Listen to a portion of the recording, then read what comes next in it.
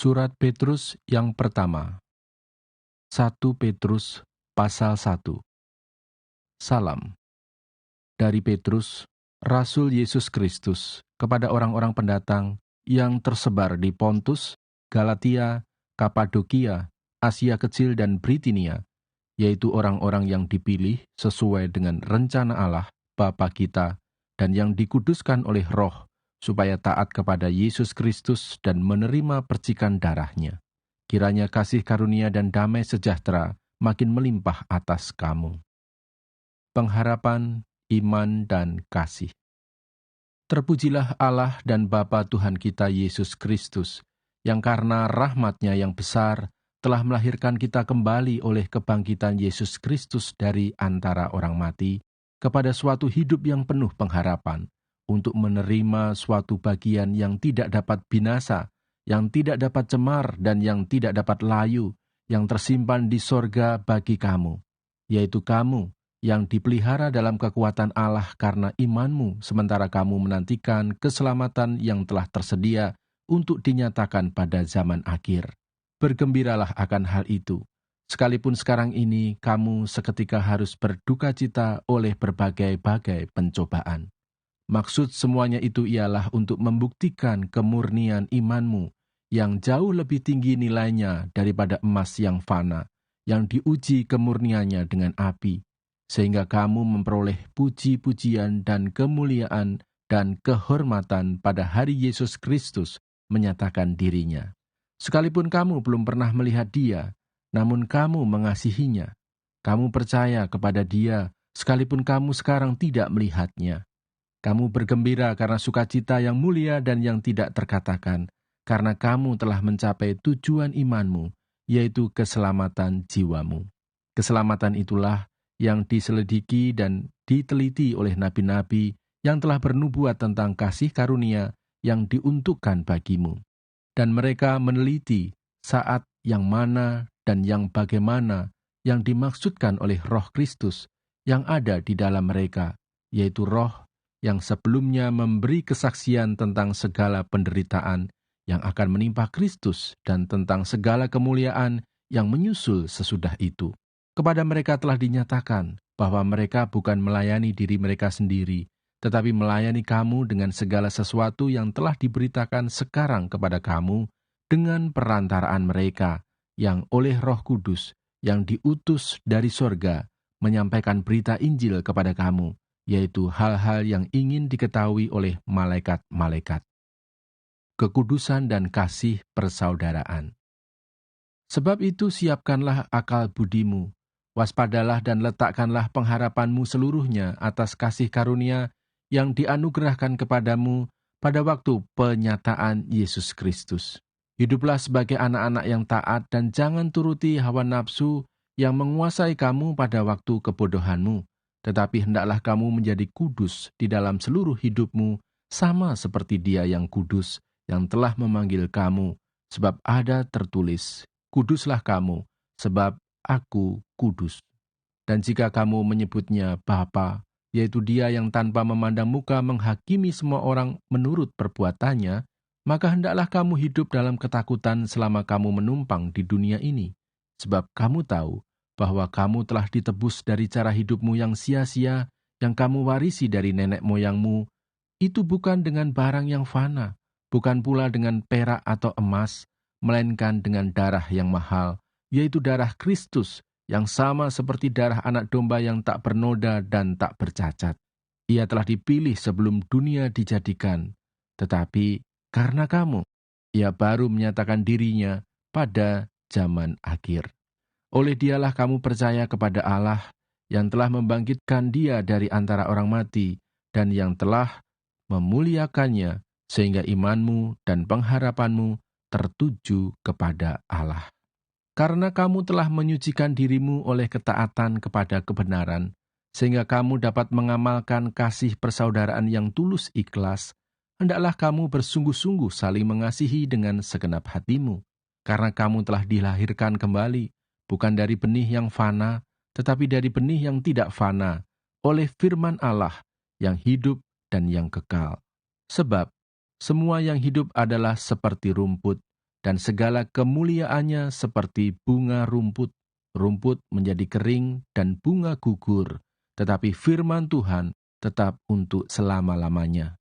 Inilah firman yang disampaikan Injil kepada kamu. 1 Petrus pasal 2.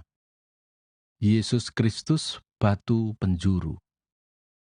Karena itu buanglah segala kejahatan, segala tipu muslihat, dan segala macam kemunafikan, kedengkian, dan fitnah. Dan jadilah sama seperti bayi yang baru lahir, yang selalu ingin akan air susu yang murni dan yang rohani, supaya olehnya kamu bertumbuh dan beroleh keselamatan, jika kamu benar-benar telah mengecap kebaikan Tuhan.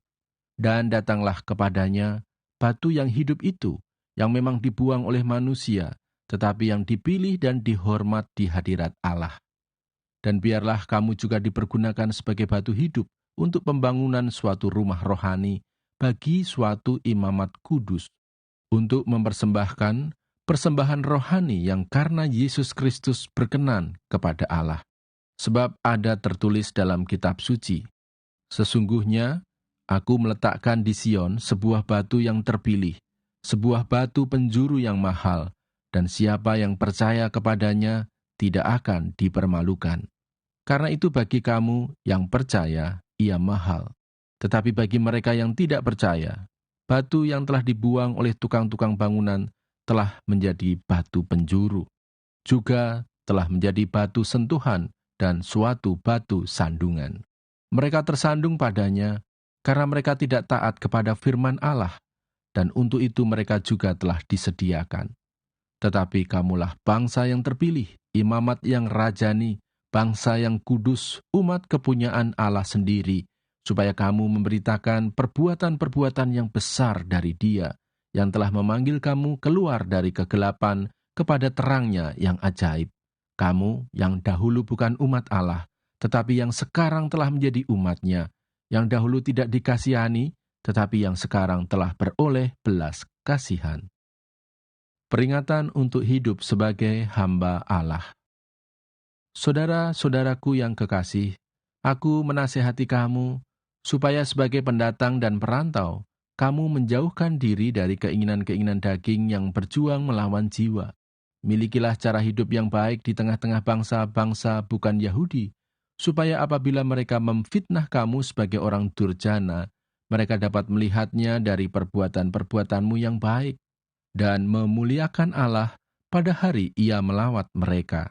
Tunduklah karena Allah kepada semua lembaga manusia, baik kepada raja sebagai pemegang kekuasaan yang tertinggi, maupun kepada wali-wali yang diutusnya untuk menghukum orang-orang yang berbuat jahat dan menghormati orang-orang yang berbuat baik. Sebab inilah kehendak Allah, yaitu supaya dengan berbuat baik, kamu membungkamkan kepicikan orang-orang yang bodoh. Hiduplah sebagai orang merdeka, dan bukan seperti mereka yang menyalahgunakan kemerdekaan itu untuk menyelubungi kejahatan-kejahatan mereka, tetapi hiduplah sebagai hamba Allah. Hormatilah semua orang, kasihilah saudara-saudaramu, takutlah akan Allah, hormatilah Raja. Penderitaan Kristus sebagai teladan. Hai kamu, hamba-hamba, tunduklah dengan penuh ketakutan kepada Tuanmu, bukan saja kepada yang baik dan peramah, tetapi juga kepada yang bengis. Sebab adalah kasih karunia jika seorang karena sadar akan kehendak Allah menanggung penderitaan yang tidak harus ia tanggung. Sebab dapatkah disebut pujian jika kamu menderita pukulan karena kamu berbuat dosa? Tetapi jika kamu berbuat baik, dan karena itu kamu harus menderita, maka itu adalah kasih karunia pada Allah. Sebab untuk itulah kamu dipanggil, karena Kristus pun telah menderita untuk kamu, dan telah meninggalkan teladan bagimu, supaya kamu mengikuti jejaknya. Ia tidak berbuat dosa, dan tipu tidak ada dalam mulutnya. Ketika ia dicaci maki, ia tidak membalas dengan mencaci maki. Ketika ia menderita, ia tidak mengancam, tetapi ia menyerahkannya kepada Dia yang menghakimi dengan adil. Ia sendiri telah memikul dosa kita di dalam tubuhnya di kayu salib, supaya kita yang telah mati terhadap dosa, hidup untuk kebenaran. Oleh bilur-bilurnya, kamu telah sembuh. Sebab dahulu kamu sesat seperti domba, tetapi sekarang kamu telah kembali kepada gembala dan pemelihara jiwamu. 1 Petrus pasal 3. Hidup bersama suami istri. Demikian juga kamu, hai istri-istri, tunduklah kepada suamimu, supaya jika ada di antara mereka yang tidak taat kepada firman, mereka juga tanpa perkataan dimenangkan oleh kelakuan istrinya, jika mereka melihat bagaimana murni dan salehnya hidup istri mereka itu. Perhiasanmu janganlah secara lahiriah, yaitu dengan mengepang-epang rambut, memakai perhiasan emas, atau dengan mengenakan pakaian yang indah-indah. Tetapi perhiasanmu ialah manusia batiniah yang tersembunyi dengan perhiasan yang tidak binasa, yang berasal dari roh yang lemah lembut dan tenteram, yang sangat berharga di mata Allah. Sebab demikianlah caranya perempuan-perempuan kudus dahulu berdandan, yaitu perempuan-perempuan yang menaruh pengharapannya kepada Allah. Mereka tunduk kepada suaminya, sama seperti Sarah taat kepada Abraham dan menamai dia tuanya. Dan kamu adalah anak-anaknya, jika kamu berbuat baik dan tidak takut akan ancaman. Demikian juga kamu, hai suami-suami, hiduplah bijaksana dengan istrimu, sebagai kaum yang lebih lemah. Hormatilah mereka sebagai teman pewaris dari kasih karunia, yaitu kehidupan, supaya doamu jangan terhalang. Kasih dan damai. Dan akhirnya, hendaklah kamu semua seia sekata, seperasaan, mengasihi saudara-saudara, penyayang dan rendah hati, dan janganlah membalas kejahatan dengan kejahatan, atau caci maki dengan caci maki, tetapi sebaliknya. Hendaklah kamu memberkati, karena untuk itulah kamu dipanggil, yaitu untuk memperoleh berkat. Sebab, siapa yang mau mencintai hidup dan mau melihat hari-hari baik, ia harus menjaga lidahnya terhadap yang jahat, dan bibirnya terhadap ucapan-ucapan yang menipu. Ia harus menjauhi yang jahat dan melakukan yang baik. Ia harus mencari perdamaian dan berusaha mendapatkannya. Sebab mata Tuhan tertuju kepada orang-orang benar, dan telinganya kepada permohonan mereka yang minta tolong. Tetapi wajah Tuhan menentang orang-orang yang berbuat jahat. Menderita dengan sabar. Dan siapakah yang akan berbuat jahat terhadap kamu, jika kamu rajin berbuat baik? Tetapi sekalipun kamu harus menderita juga karena kebenaran, kamu akan berbahagia. Sebab itu janganlah kamu takuti apa yang mereka takuti, dan janganlah gentar. Tetapi kuduskanlah Kristus di dalam hatimu sebagai Tuhan, dan siap sedialah pada segala waktu untuk memberi pertanggungan jawab kepada tiap-tiap orang yang meminta pertanggungan jawab dari kamu tentang pengharapan yang ada padamu. Tetapi haruslah dengan lemah lembut dan hormat, dan dengan hati nurani yang murni, supaya mereka yang memfitnah kamu karena hidupmu yang saleh dalam Kristus menjadi malu karena fitnahan mereka itu. Sebab lebih baik menderita karena berbuat baik, jika hal itu dikehendaki Allah, daripada menderita karena berbuat jahat. Sebab juga Kristus telah mati sekali untuk segala dosa kita. Ia yang benar untuk orang-orang yang tidak benar, supaya ia membawa kita kepada Allah. Ia yang telah dibunuh dalam keadaannya sebagai manusia, tetapi yang telah dibangkitkan menurut roh. Dan di dalam roh itu juga, ia pergi memberitakan Injil kepada roh-roh yang di dalam penjara, yaitu kepada roh-roh mereka yang dahulu pada waktu Nuh tidak taat kepada Allah. Ketika Allah tetap menanti dengan sabar waktu Nuh sedang mempersiapkan bahteranya, di mana hanya sedikit, yaitu 8 orang, yang diselamatkan oleh air bah itu. Juga kamu sekarang diselamatkan oleh kiasannya, yaitu baptisan.